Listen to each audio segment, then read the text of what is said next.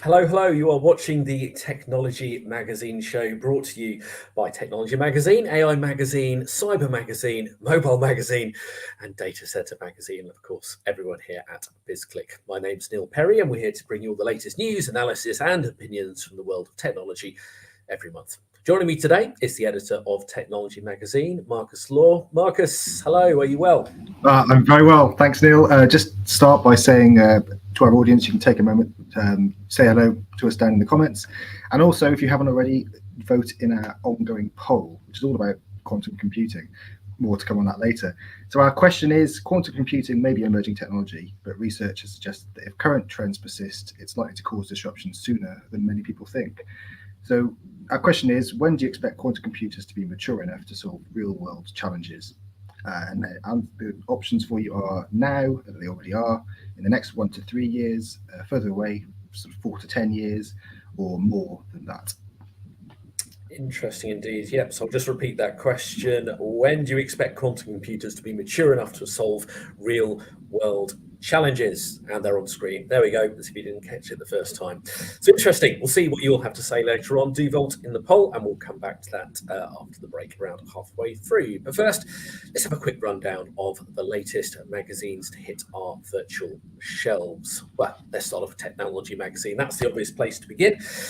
We're going through the top 100 women in technology 2023, which we released in March to coincide with International Women's Month. Of course, you see what we did there. Now, obviously, around 50% of the world's population is female. It's reported that applies to just 24% of the STEM workforce. Now, for an industry that's helping to build a better future for everyone, it's never been more important to strive for diversity and equality to avoid any unconscious bias, of course, especially when building disruptive technologies, things like machine learning, AI. So to champion and celebrate just some of the incredible women holding senior positions in what's been really a male-dominated industry for a long time, we're always so proud to publish this list of technology trailblazers and innovators. And believe me, putting the list together is not easy whatsoever. And we always get a fair few follow-up emails of people saying, "Why was I not in it?" But it's so difficult. These are just 100 great stories. There are 100 wonderful people who thoroughly deserve their place in the list. So do have a look. But not only are these women making a really incredible impact in our industry, they're also advocating for diversity and helping to serve unheard voices, making them all role models for women all around the world. There's just some of them flicking through on your screen there. With International Women's Day 2023 focusing on the theme Digit All, that's with a capital A and 2 L's at the end. We hope this list will, of course, help inspire the next generation of female tech leaders. What else is there, Marcus? Yeah, absolutely. Really proud of the list, everyone here, and we hope all of our readers find it as inspiring as we have done. So moving on to AI Magazine. Our cover story this month is all about the transformative impact generative AI is going to be having on the gaming industry, highlighted, as you can see, by the work that Microsoft and the startup Black Shark have done with the release of Microsoft Flight Simulator. So technology is, of course, nothing new to the world of gaming. But today, with the meteoric rise of ChatGPT by OpenAI and Bard by Google, generative AI tools have the potential to transform an industry which some predict to be worth over $300 billion in the next few years. Elsewhere in AI Magazine, we look at the role of the Internet of Things in helping address global supply chain challenges. And our trailblazer is Colin Angle, who's the CEO and co-founder of iRobot. Just looking at what you were talking about there, Marcus, AI, the work on the flight simulator, the work by Black Shark did. When you've opened it, because I didn't have a great deal to do with the latest edition of AI. When I first picked that up, that was the first thing I went to. Do you know what I mean? It's the first thing that jumped out. It was so exciting in seeing how that's being realised. Yeah, absolutely, and some of the details inside, there's some of the details inside the article was really interesting to put together.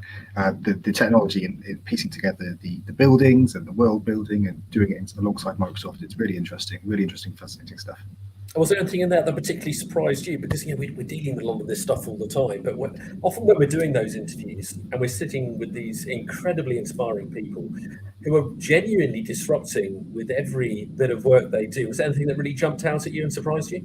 I think it's the way, if it's one thing, the way AI is automating and speeding up so many of these processes, and that's where this generative AI is really, I think, going to come in. And that's what was highlighted to me, is how transformative that's going to be in an industry which, of course, it's a large industry, but it's a challenging time with staffing shortages and everything. So it's really interesting to see where the space goes in the future.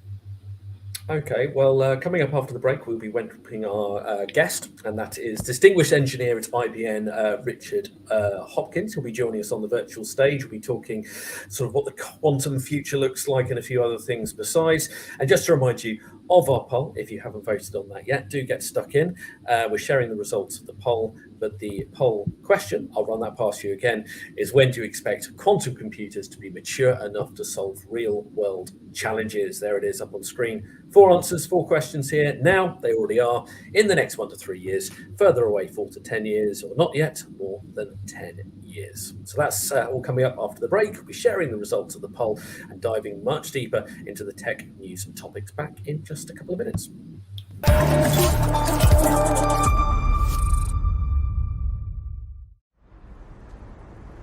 There is so much opportunity, and the organizations that figure this out, they've set themselves apart.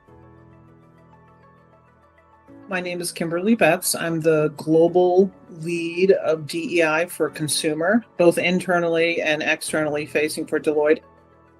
So the equity activation model is based on a paper we published about 2 years ago, and it focuses on 3 different spheres of influence. The most immediate sphere is the workforce, inside the 4 walls, so to speak, of your organization.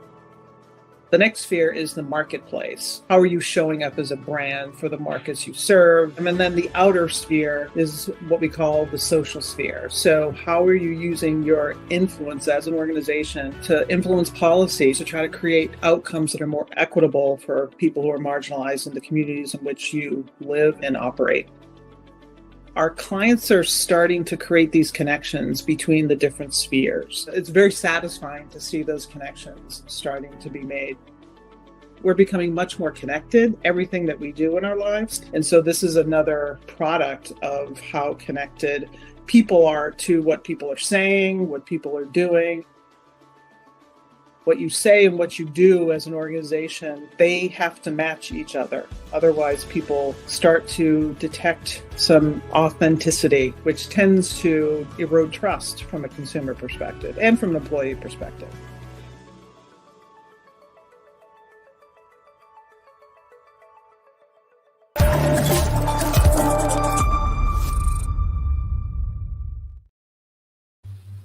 Hello, yes, we are back, and in a sneak peek to this month's edition of Technology Magazine, which will be released in the coming days, I'm delighted to welcome our main event, our guest for today, and that is Richard Hopkins, Distinguished Engineer at IBM, to our virtual stage. He spoke to Technology Magazine this month about IBM's quantum roadmap and what the future of quantum looks like. Richard, thank you very much indeed for joining us. Thank you, Neil. Great to be here. And before we actually get into the meat of what we're talking about today, over your right shoulder, could you explain what is that? Oh my goodness, a robot dog, where did that come from? It is actually, given the nature of your magazine, it is a GPT-3 powered robot dog that can talk, it can play chess, it can follow me around, and it fulfills a lifetime ambition that I had from the age of about 7 of actually building my own real K9. So he is pretty much as close to the real thing as you can get. That is incredible. It would have been it would be the elephant in the room, but it'd be the robot dog in the room, which doesn't work quite as well as an expression, but I had to mention it. Anyway, Richard, to business. Thank you ever so much for joining us. But first of all, a little bit about you, your background, and what you do at IBM, aside from realizing the dreams of a 7-year-old Richard to build a robot dog. Well, I was always in the plan, of course. I've been with IBM about 30-ish years now, and joined really as a systems engineer, looking after the big complex systems that we used to put into clients, and as time went by, I became more and more responsible for architecting those solutions. I ended up building some very complicated systems for the UK government, amongst others. And as a result of that, I became a fellow of the Royal Academy of Engineering. I've also been the president of IBM's Academy of Technology, which has given me an ability to reach into the research spaces of IBM as well, which is how I got engaged in the quantum space. Because one thing that can sometimes happen, I guess, in any industry is the higher you rise, the further from the, for want of a better expression, the shop floor you get. You become more involved in. For you, how important is it for you to make sure you're still totally actively involved in affecting progress? Well, I'm very lucky in that I'm an IBM Distinguished Engineer, which actually means you're a full executive, but the company recognises the fact that you're probably more valuable if you stay technical. So I'm expected to stay technical. Now, for about a really dodgy 7 to 10 years in the middle of my career, I probably got a little bit executive focused and in charge and sending people in different directions and not really being very close to technology. At the end of that 7 years, I realised what a mistake that was. So these days, and I tell all my mentees and everything else this, you need to stay close to the technology. And actually, the robot dog over the shoulder is how I keep up to date, hands on with all of the technology, whether it's quantum or AI or machine learning, you name it. There's some element of that that's going into that dog behind me, which is enabling me to keep my feet very firmly on the ground and myself up to date with the latest technology. Yes, I guess if one day you're off the floor and away from the technology, you're all of a sudden behind. So, exactly. Well, let's go into the background of IBM's quantum roadmap. For you, where do you feel that is sitting now in the? I would say when we look back on it in 10, 20, 30 years' time, where do you feel we are in that journey? Oh, I think we're getting really close to a kind of a pivotal point. We put quantum computers on the web, on the cloud, back in 2016. Which is quite a long time ago now. It is, and it's enabled this huge ecosystem to build up of algorithms, of students, of papers, of industry partners. That's really motored the industry forward, I think. Actually, I mean, if we had to look at a single thing that we, in this particular case, I think IBM has been absolutely spot on, is we've created this ecosystem and we've very transparently published not just a roadmap for our technology, but also the direct results of where we are on that roadmap and things like gate fidelities and coherence times and stuff that you just generally don't find quite so forthcoming from all of our competitors, and that's made a huge difference again in grounding the industry, ensuring that stakeholders will take over, but also in terms of focusing people on real world problems, and that's really what we're about is how quickly can we make quantum computing useful for the world, and also of course the converse is how do we ensure that the world stays safe in the face of quantum computing, because the two things go, well, in my opinion, have to go hand in hand. Because if we were having this conversation in 2016, sort of before it really went live, would we be where you'd expected us to be in 2023? No, we are so far ahead of where I thought we would be at this point. Back then we knew what we kind of had to be able to do. If we could get a millisecond of coherence through these things, that's a dream. And if we could get a few hundred qubits working together, just the dream. And we knew there were some pretty significant both scientific and engineering challenges that needed to be overcome. But now we're getting very close to the point where it's really engineering primarily that we're doing, not science. There's a roadmap of activities that we're pretty confident, and we don't need all of them to come off. We just need a combination of them to come off to enable us to get to that point where we think quantum computing could be useful, to our clients. And if someone had said to me we'd be at that point now, back in 2016, I don't think I'd have believed them. It was when I was originally taught about this stuff over in the research labs. This was a research project. It still is a research project, but it's got a very different feel and a momentum to it now. When the UK government's announcing £2.5 billion of investment into the nascent industry. I mean, it's just very, very, very different place. Because one question I always like to ask with any project, yeah, this is far bigger than most, I suppose, is it's all well and good when a group of people sit around a table and decide this is the roadmap, this is where things we're expecting to go. One thing I always love to find out is you can have the most intelligent people, the most experienced engineers, but there are always unexpected benefits, the things that have come out that you would never have dreamed happened, the benefits you never saw coming. Could you sort of lift the lid on some of those? If you sat around that table again and you drew up a list of the things you didn't expect to happen but have happened in a positive way, what would they be? I mean, there's a few of those, but I think the one that always struck me was the ones that just seemed too good to be true. So for example, a lot of our strategy at the moment is based around error mitigation. So error correction further down the line, you need that for logical qubits and everything else. But we've got this error mitigation strategy in place. And when I first heard about that, it was basically said, well, what we do is we run the circuits, we do these variable, so that allows us to plot this graph. Yeah, okay, yeah. And then if we reverse that graph back to the axis, that tells us what the answer would have been if there'd been no noise. I went, pardon? What? I mean, you can literally reverse engineer this so that you get rid of the noise entirely. Yes. Oh, wow. I mean, that was. I'm still not entirely convinced it's not cheating, but it works. I mean, the point is we've got experimental evidence that it works. It's those kind of things that really surprise you, or like the stuff we've just been doing with payment fraud. The fact that what we were able to show even on today's noisy intermediate scale quantum computers, that actually if you combine the world's best classical algorithms with the world's best quantum algorithms, even on relatively small machines, you can get better than state-of-the-art results out in terms of accuracy of things like payment fraud classification. That's extraordinary. To be able to do that at this stage, is those are the things that really, really shock me, that we can talk about these things and they're real, because you could never have seen them coming in, not at this point. And that's, for me, that's the most fascinating thing when these sort of unexpected benefits are sort of floating to the surface. As you say, they almost seem too good to be true because you couldn't believe it in the first place. But you've touched upon one obvious use there for quantum, combating fraud in the payment card industry.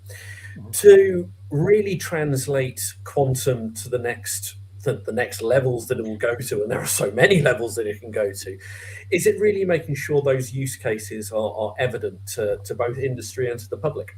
Yes, I mean, I think it is. I mean, it's one of the things we're now trying to do really strongly is get the word out about what the use cases are, not in mathematical terms, but in terms of how they apply to the individual industry. So, one of my roles is to be an ambassador to the financial services domain. The algorithms underneath these things all tend to be much the same, but how you apply them in different places, varies.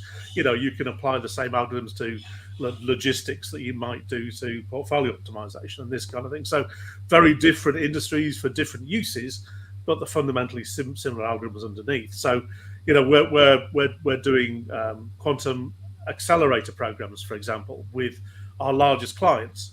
And those are 3-year programs, which are not just about building the skills to do this, but actually to build a quantum proof of concept at the end that actually does something, that is recognizable for that client and that industry as a way of generating new value. So that's, we're kind of moving from not just this being a scientific project into an engineering project, which is where we were transitioning. We're now moving this from being an engineering project into a value creation kind of capability for the industries, and that's great because that's my heartland. That's what I love doing. That was very much, you've led me on to my next question very nicely there, and we didn't set this up. And that is very much, how challenging is it to take a concept and a research project, as you describe it as, that has, well, pretty much infinite possibilities, and be able to sub it down into usable, tangible benefits for people? Because if you're going to people, look, it can do, frankly, anything you like. It's almost difficult to sub it down into, it can solve this problem or it can advance this area. Well, I suppose the good news is that it is actually a relatively thin line of problems. They're just completely intractable problems. So the kind of problems we haven't looked at in the past because we just couldn't look at them. So first of all, it's to get people to take the blinkers off, because basically, there's a whole swathe of problems you've just ignored for the last 20, 30, 40, 50 years because you just couldn't even think about trying to solve them because they're just too complicated. You can optimize on your laptop, the best route through 14 points, but if you try and do it through 30, 40 points, the world breaks and it just gets too hard. So it's getting those blinkers to be taken off in the first place is the hard thing, and also to focus on areas where there's going to be a lot of stakeholder support within the business to get this right. It's got to be of really good value for them, because ultimately you're having to potentially have to build a new capability of people. You're looking at something that's most things in the IT industry, you've got a pretty short payback these days. We're talking about a 3-year program to get to a proof of concept at the moment.